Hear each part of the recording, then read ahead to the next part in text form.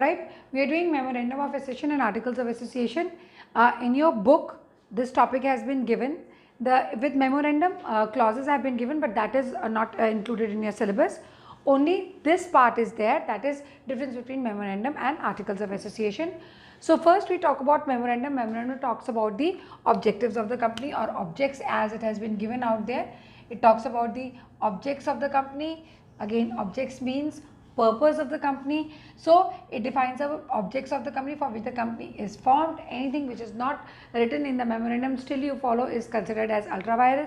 Whereas when you talk about articles of association, these are the rules of internal management of the company. Next point. Memorandum is a main document. It is a supreme and a most important document, whereas articles of association is a subsidiary document. It is comparatively, when you talk about articles of association, memorandum holds a higher position in comparison to articles. So it's a subsidiary document. It is a main document. Relationship. Memorandum defines the relationship of the company with outsiders. Why? Because there are various clauses which tell about the company, like there is a capital clause, there is a registered office clause, there is a objectives clause. So these are liability clause. All these clauses tell the basic relationship of the company with the outsiders, whereas articles of association, they define the relationship of the members and the company, that is basically within the company. Okay, within the company. Now, when you talk about validity, acts beyond memorandum of association are invalid and cannot be ratified even by the unanimous votes of members.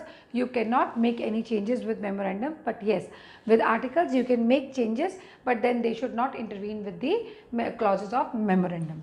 Acts which are beyond the articles can be ratified by the members provided they do not violate the memorandum of association. Necessity, every company has to file a memorandum of its own. They have to make or prepare its own their own memorandum of association. But whereas when you talk about articles of association, it is not compulsory for the public limited company to file articles of association. It may adopt table A or table F.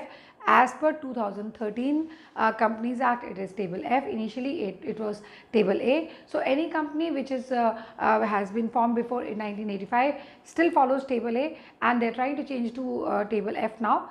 But then table A or F both are correct, so they can follow the model set of articles from table A or F. That finishes off the difference between memorandums and article. Next we go to preliminary and provisional contract. This is usually a 1 mark question which comes on the exam. So just for that safety purpose, we have taken this into consideration. What are preliminary contracts and provisional contracts? Contracts signed by promoters with third parties, and this happens before incorporation, are preliminary contracts, whereas contracts signed after incorporation but before commencement of business, these are your provisional contracts.